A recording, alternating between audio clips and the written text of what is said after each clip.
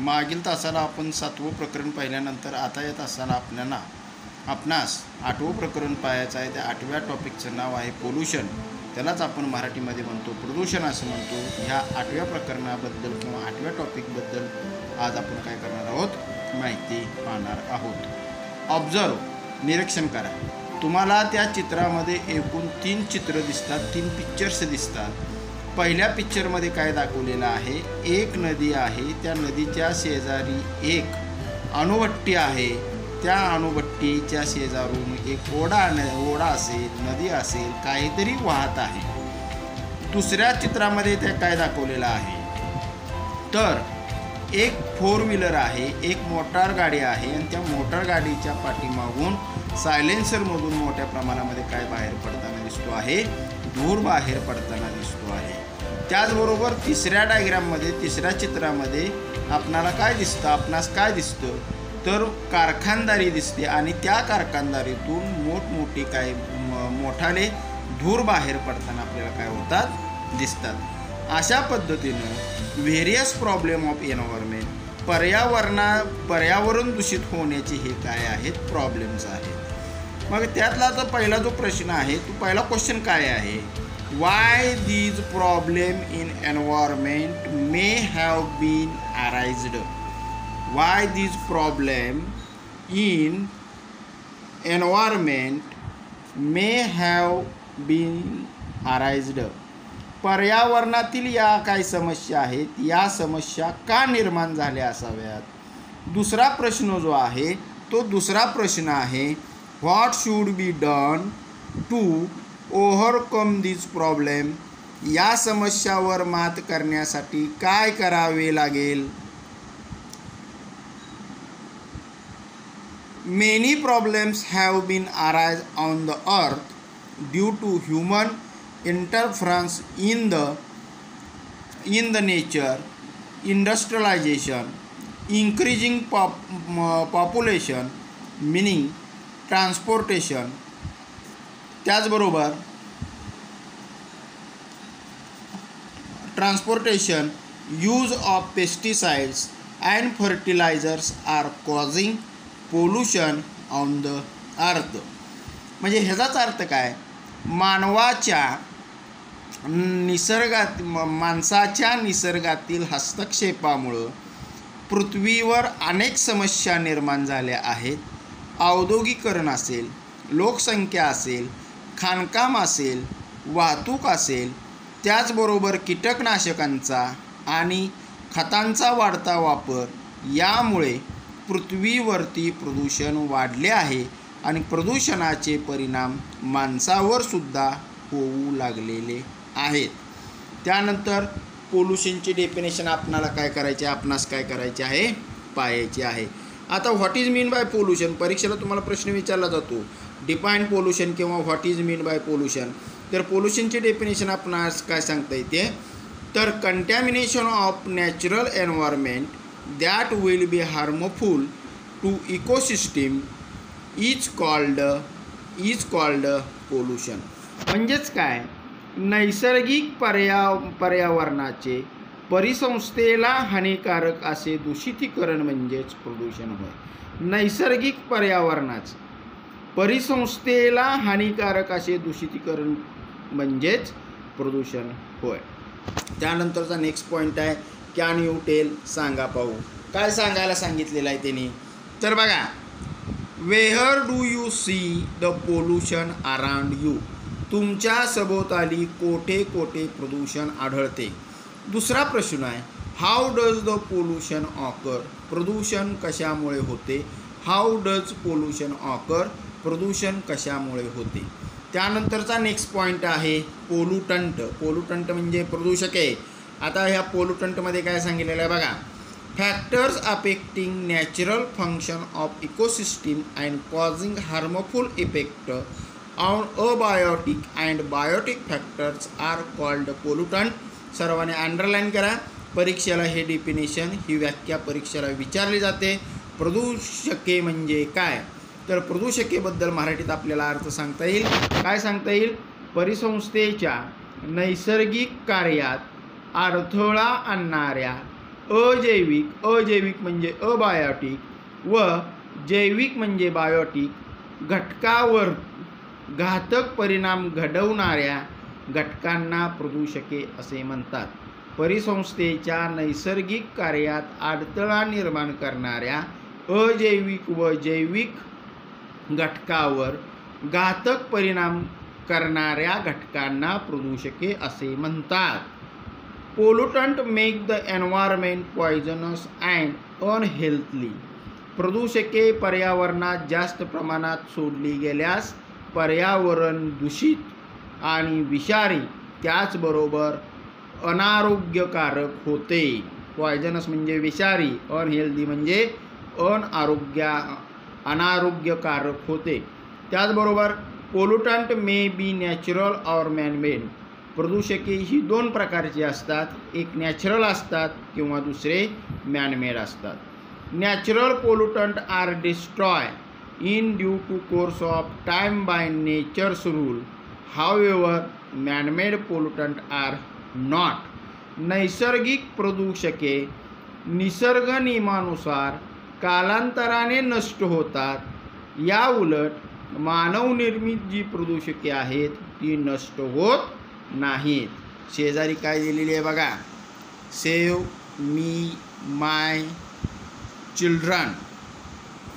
पर्यावरण त्यांनी काय केलेली आहे, गोल दिलेला आहे आणि काय सांगितलेलं आहे, विद्यार्थ्यांना याचं संरक्षण करायला सांगितलेलं आहे. त्यानंतरचा नेक्स्ट पॉईंट आहे थिंक अबाउट इट. आता थिंक अबाउट इट म्हणजे जरा विचार करा. काय विचार करायला सांगितलेलं आहे, if natural materials are pollutant why do we not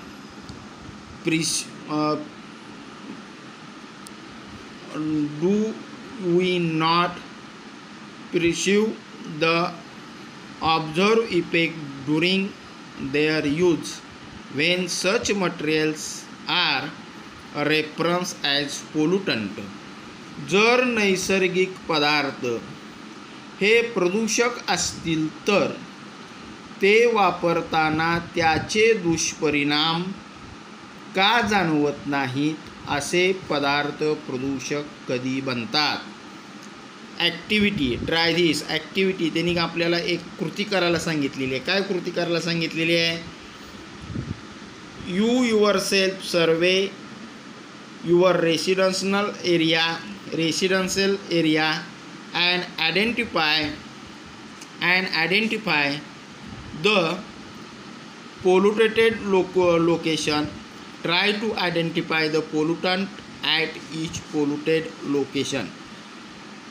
काय कृती करायला सांगितली आहे बघा, तुमच्या परिसराचे तुम्ही स्वतः सर्वेक्षण करून तुमच्या परिसरातील प्रदूषित ठिकाणे कोणती ते ठरवा. प्रदूषण आढळलेल्या प्रत्येक ठिकाणाशी संबंधित असा प्रदूषणकारी घटक कोणता ते ओळखण्याचा प्रयत्न करा.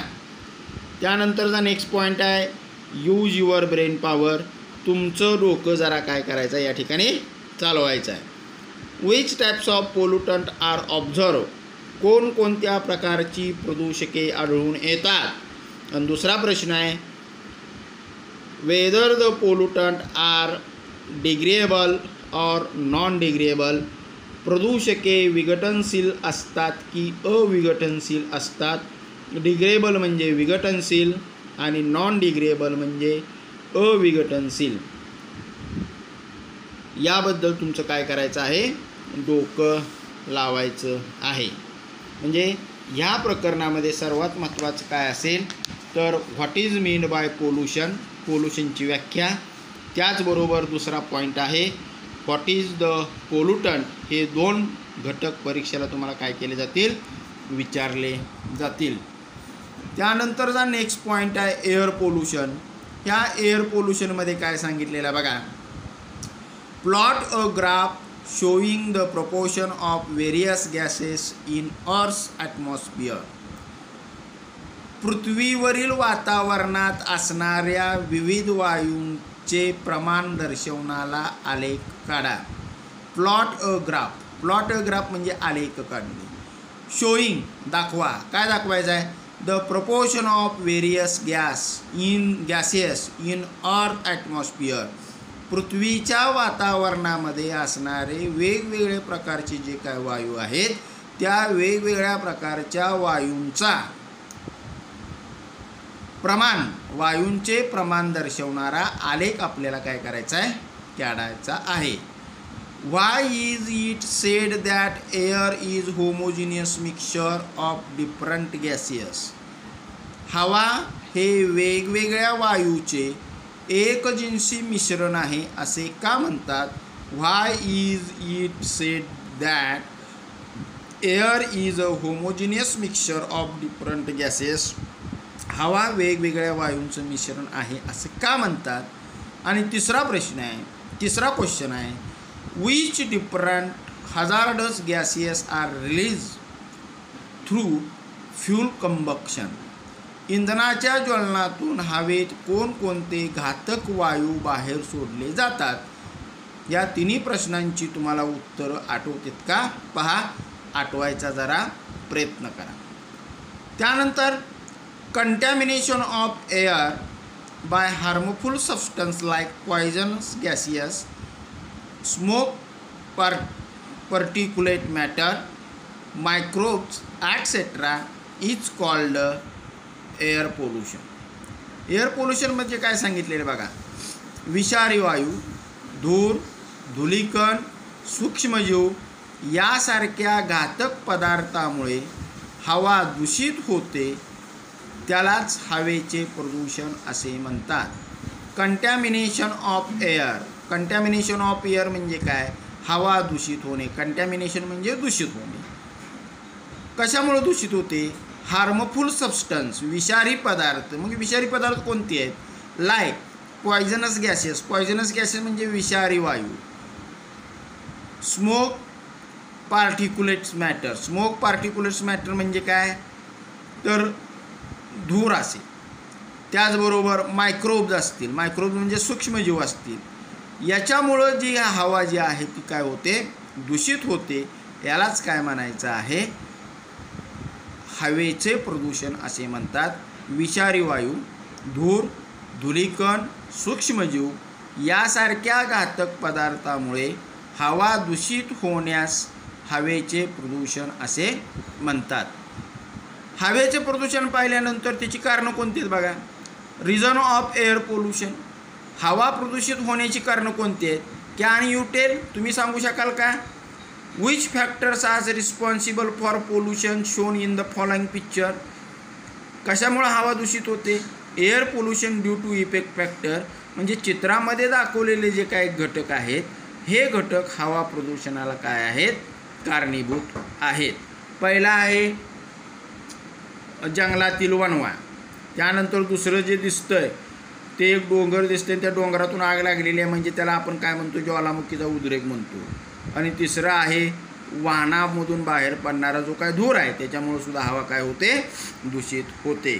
त्यानंतर रिझन्स ऑफ एअर पोल्युशन, दोन प्रकारचे रिझन आहेत हवा दूषित होण्याचं. पहिलं आहे नॅचरल रिझन आणि दुसरं आहे मॅनमेड रिझन. अशा पद्धतीनं नॅचरल रिझनमध्ये एकूण 5 मुद्दे सांगितलेले आहेत. मॅनमेड रिझनमध्ये एकूण किती मुद्दे सांगितलेले आहेत? 3 मुद्दे सांगितलेले आहेत. त्याचा तुम्ही पुस्तक उघडून काय करायचं आहे? अभ्यास करायचा आहे. त्यानंतर थिंक अबाउट इटमध्ये काय सांगितलेलं आहे बघा. What are the reason other than above mention responsible for air pollution. वरील प्रमुख कारणाशिवाय हवा प्रदूषित कारणे कोणती आहेत? वरील कारणाशिवाय हवेचं प्रदूषण होण्यासाठी अजून दुसरी कोणती कारणं आहेत? आणि दुसरा आहे whether the vehicles with 2 stroke engines cause more pollution than 4 stroke engine.